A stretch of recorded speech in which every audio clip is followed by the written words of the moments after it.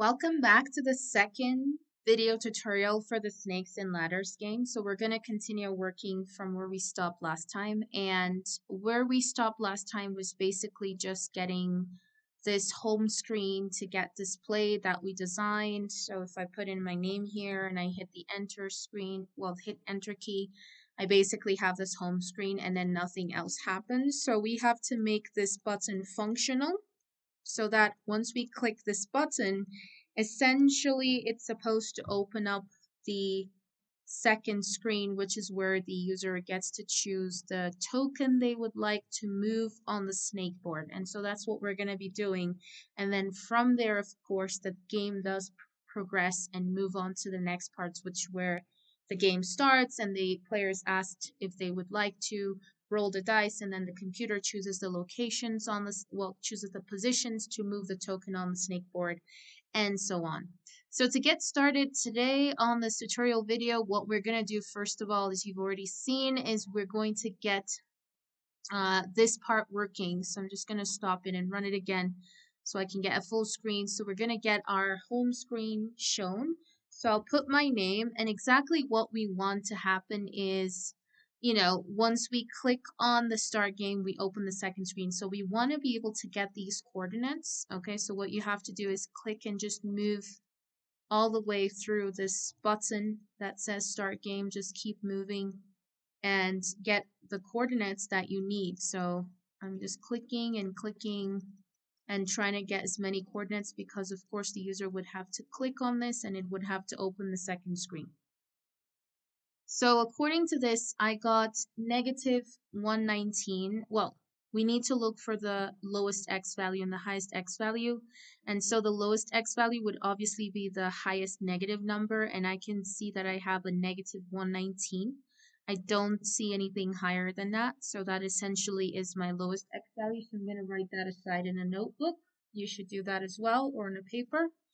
My highest x value is going to be the positive number, obviously, and the greatest positive number I see is 112, but they might actually be something greater than that, and there isn't. So the highest x value I have is 112, so I'm going to write that down. So that's positive 112. Now, the lowest y value that we have here is a negative 260. Let's see if we have anything lower than that for the y value. We have a negative 264. We even have a negative 267. So I can say the lowest y value is a negative 267. And the highest y value we can say is a negative 227. So negative 227, because I have it down. That's what I saw down at the bottom. So negative 227. So I'm just going to write all that information. And then we're going to go to the main section of this code. And what we're going to do, of course, is go to the part that says print xy, because that's really where we want to be able to write the conditions based on the coordinates so we can make this button functional. So print xy, right after that, the xy, of course, is the coordinates. Now I'm going to write down the values I got. So my greatest x value was, the smallest one I have was a negative 119. So I'm going to say x is greater than a negative 119. And the greatest value I had was a positive 112. So x is less than a positive 112. And so y is greater than a negative 267, because that was my smallest value. And then y is less than a negative 227. So these are the values I have. So now what I'm going to do is I'm going to clear the screen, because that would open up the second screen. And so that would be this screen right here. So I can put it in here. What I'm planning to do is obviously put it in here. And so that's what I'm going to do. Screen.bgpic, bgpic as in background picture, and then put in the name, which is screen2.gif. Now I want to create another function, which is where we get to start the game. So we ask the player for the choice of which character they would like to use for their token. And what I'm going to do for this is I'm going to create another function, and I'll just call this function start game. So I'm writing the function right here, which I don't currently have, but I'm going to go to the top just after pen 5, and I'm going to create that function called start game that I just put at the bottom. What I'm going to do in this function is once the second screen is opened, as you can see here, oops, so the second screen is screen 2, of course, .gif. Then in here, we're going to print a nice player section. So you can say, you can do another welcome to the player to the Snakes and Ladders game, or I would rather do something like player section or players token choice section, something like that, because this is where they get to choose the token they would like to be on the snake board. And then of course in the next part I will just print just random dashes. And something I like to do, which you can do, is just make the interface look good, and that is by going to LeeHowie. It's a website where you can get color codes, ANSI escape color codes that you can actually use. I think I have to be more specific in this. You can search it up, just say LeeHowie ANSI escape color codes, and if you want to get some color codes to color your text on the console, you just have to copy that color code and then basically just print it here before the message or even in front of the message that you have. So it's going to print that for me in green. So that's like the players token section. One thing I want to do again for the decor is just put some simple ASCII art over here where I have something like this. Yeah.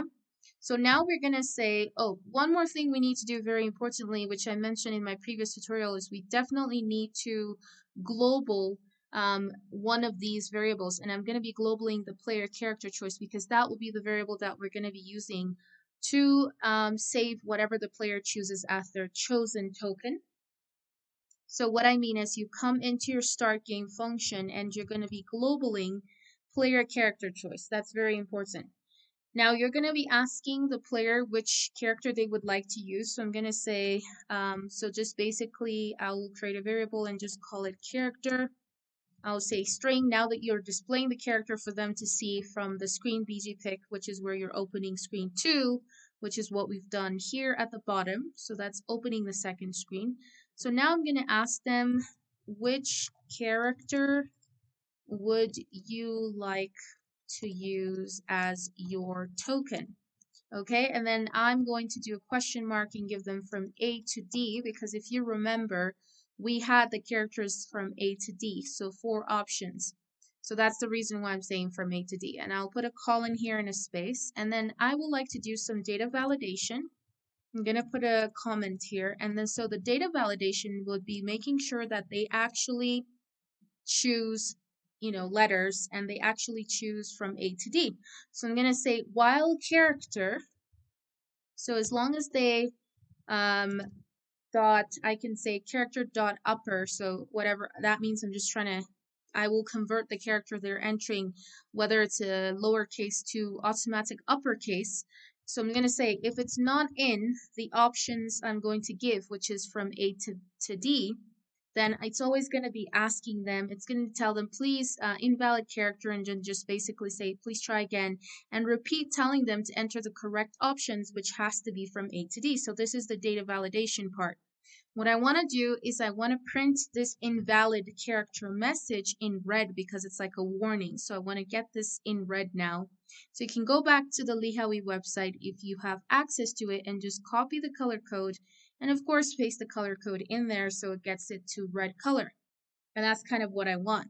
So if, however, they are putting in the correct option, so this is where we have to determine what option they're putting so we can be able to set the player character choice. So this is where we're going to say if character equal to option A. So if they decide to say option A, then we're going to say the player underscore character choice variable that we just globaled will be equal to option A.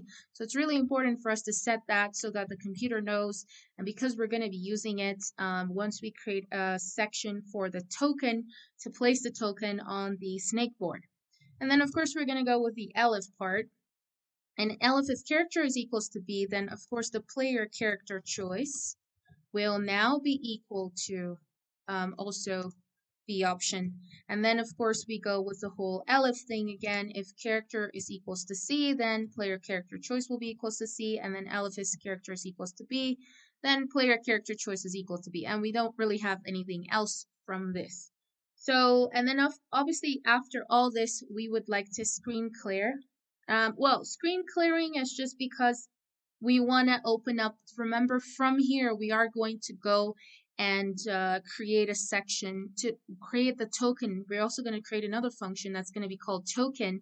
And that's kind of where we get to put in the token to move on the snakeboard. So we need to clear screen because in that one, we have to put a third background, and that's going to be the one for the snakeboard. So we are going to create another function that we will probably call token or snakeboard. And that's the one where the whole action is going to happen, of course. So we're going to be working on that once we're done. So we've pretty much finished this part for the start game. I would actually have just called this, you can call it character choice, because I just didn't realize that it's actually choosing character. So you can give it another name if you prefer, but I'll just call it start game, keep the name as it is. That's pretty much for this function. Now let's see if it works okay. You can run your code and just test it out to see if it's working fine. I'm going to rerun this again. And then the next thing we're going to be creating is another function for snakeboard, which is the function that defines the movement of the token on the snakeboard. So I'm going to put my name in here and then hit an enter. Okay, I got this background to display. So what I'm going to do obviously is click on the start game. You see that it works perfectly. It's opening for me the characters, and you can see the color changes really nicely as well. So now it's asking me to choose the character, and something I want to do is just actually, you can hashtag this print X and Y, because now that you know it's working, you don't need to be showing coordinates anymore. It's just not pleasant on the console section. So I'm going to stop it and rerun it again so I can see the complete run of this. And I'll put in my name again. So, and then hit enter, and then I click on start game. And there it is. So it's displaying to me nicely. So let's say I print on A. So A, and then you guys can see that it's clearing the screen, which means it's working.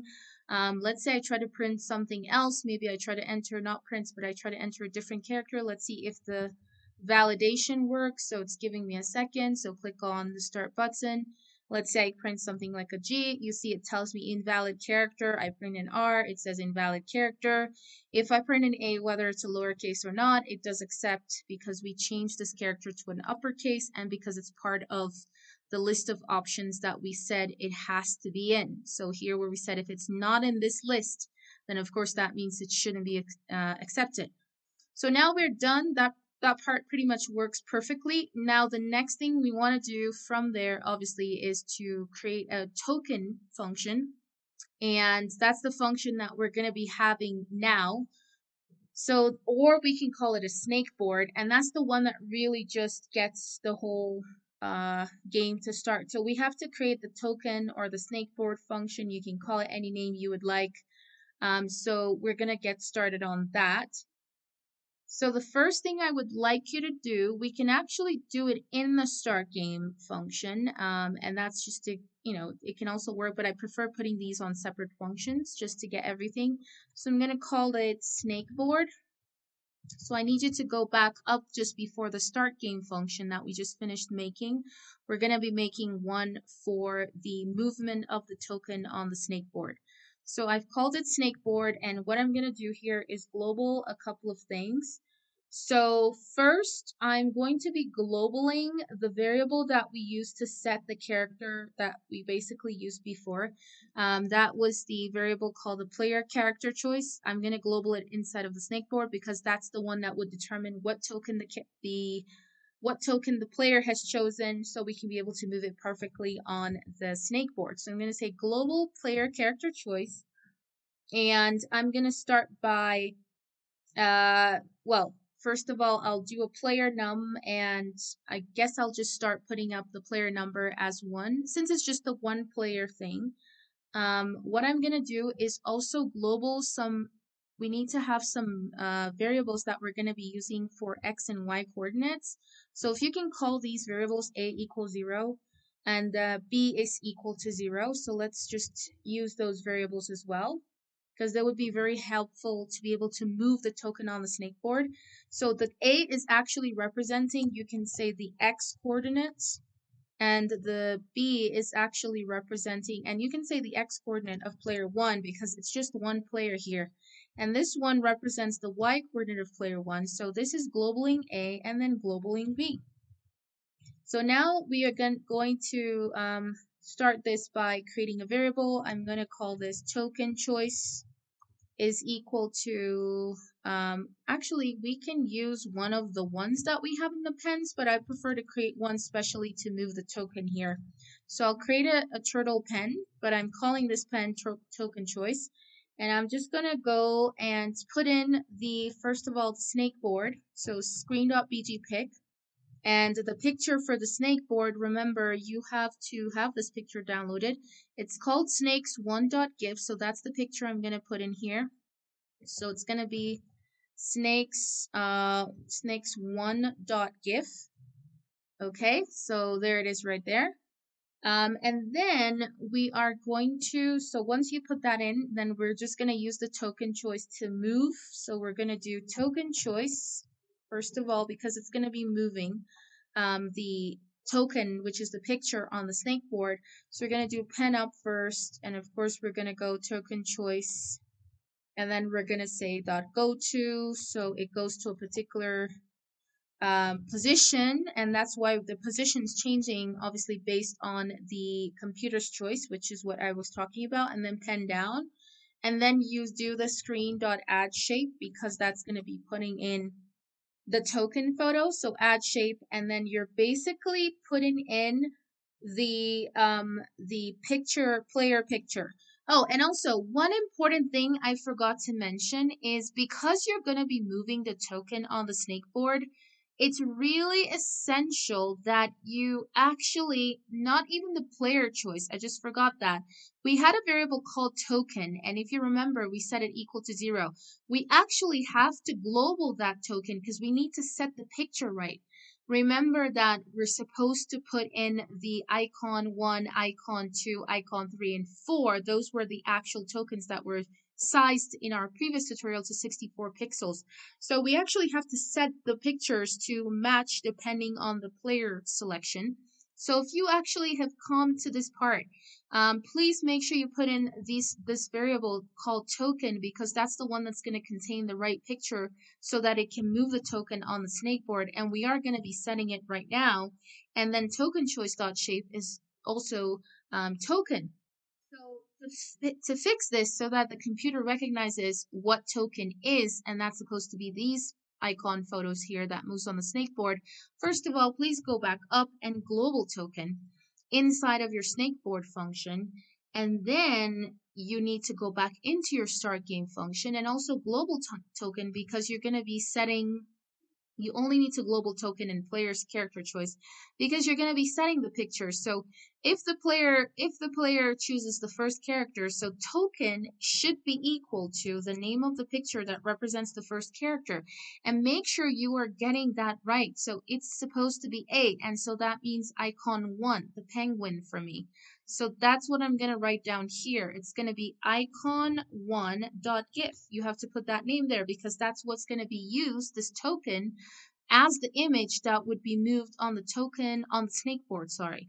So you need to do the same thing that you've done for the option A for all the other options. So for option B, token is going to be icon 2 because again, confirm that you're right. That is for me the cat, and that was the cat over here. So make sure your icons are matching the way you're placing the tokens. They match the pictures that you gave the user on the second screen. And then here, token is going to be equal to icon 3. And if you go back again to the design, oops, not this one. My third one is the fox. So just making sure that corresponds. And the last one that I have is the lion. So I'm going to go back here. And then, of course, after player choice, I'm going to do token 2. And token is equal to icon 4. So now we have kind of everything done properly as we are supposed to.